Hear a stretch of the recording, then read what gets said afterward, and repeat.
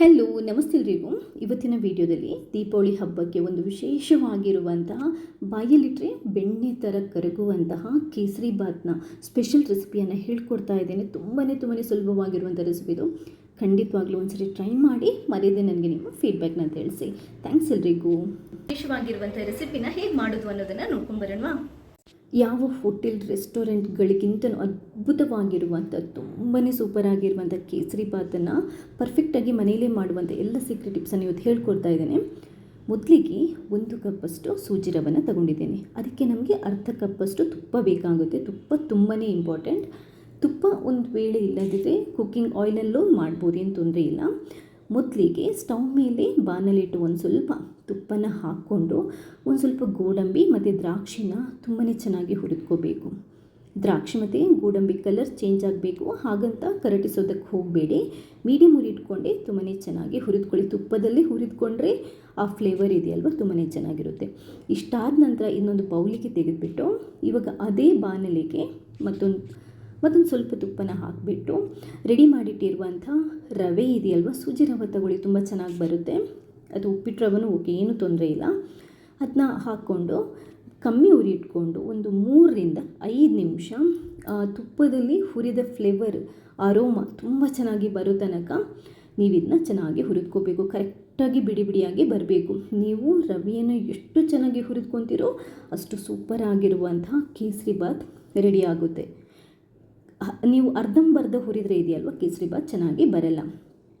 ಇವಾಗ ರವೆ ಹುರಿದಾದ ನಂತರ ಅದೇ ಬಾಣಲಿಗೆ 3.5 ಕಪ್ಪಷ್ಟು ನೀರು, 1 ಕಪ್ ರವೆಗೆ 3.5 ಕಪ್ಪಷ್ಟು ನೀರು, 1 ಚಮಚದಷ್ಟು ಕುಕ್ಕಿಂಗ್ ಆಯಿಲನ್ನು ಹಾಕ್ಕೊಳ್ಳಿ.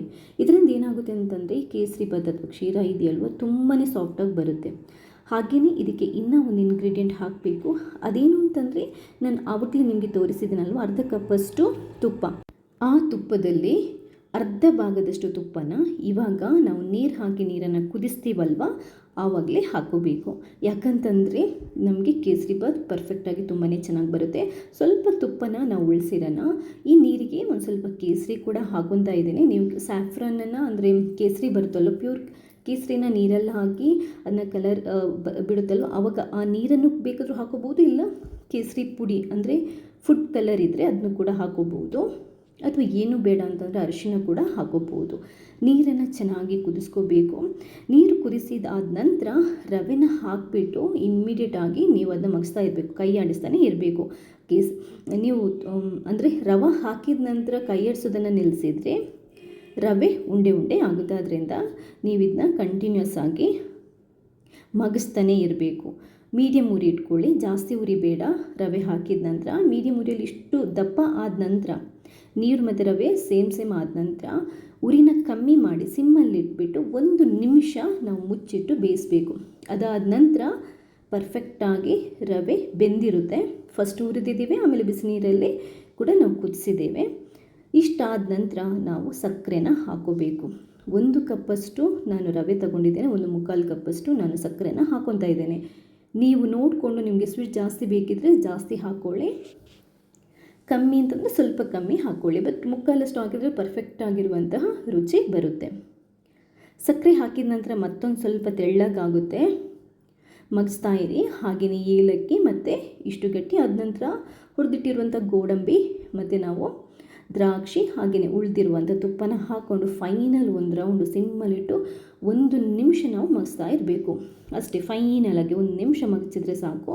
ಅದಾದ ನಂತರ ನಾವು ಸ್ಟವ್ ಬಂದ್ ಮಾಡಿ ಇಳಿಸ್ಬಿಟ್ಟು ಮುಚ್ಚಳೆನ ಮುಚ್ಚಿಬಿಟ್ಟು ಜಸ್ಟ್ 1 ನಿಮಿಷ ಬಿಟ್ಬಿಡಬೇಕು. ಪರ್ಫೆಕ್ಟಾಗಿ ಕೇಸರಿ ಬಾತ್ ರೆಡಿ ಆಗುತ್ತೆ. ನೋಡಿದ್ರೇ ನಿಮಗೆ ಗೊತ್ತಾಗುತ್ತೆ ಎಷ್ಟು ಸಾಫ್ಟಾಗಿ ಬೆಣ್ಣೆ ಥರ ಯಾವ ಥರ ಬಂದಿದೆ ಅಂತ. ಇದಕ್ಕಿಂತ ಸೂಪರ್ ಆಗಿರುವಂಥ ಕೇಸರಿ ಬಾತ್ ಮಾಡುವಂತಹ ರೆಸಿಪಿ ನಿಮಗೆ ಬೇರೆ ಎಲ್ಲೂ ಸಿಗಲಿಕ್ಕಿಲ್ಲ. ಪರ್ಫೆಕ್ಟಾಗಿ ಮೆಷರ್ಮೆಂಟಲ್ಲಿ ಹೇಳಿದ್ದೇನೆ. ಒಂದ್ಸರಿ ಖಂಡಿತವಾಗ್ಲೂ ಈ ರೆಸಿಪಿನ ಟ್ರೈ ಮಾಡಿ, ನಿಮಗೆ ಗೊತ್ತಾಗುತ್ತೆ. ವಿಡಿಯೋ ಇಷ್ಟ ಆದರೆ ಲೈಕ್ ಮಾಡಿ, ಬೇರೆಯವ್ರಿಗೆ ಶೇರ್ ಮಾಡಿ. ಥ್ಯಾಂಕ್ಸ್ ಎಲ್ರಿಗೂ.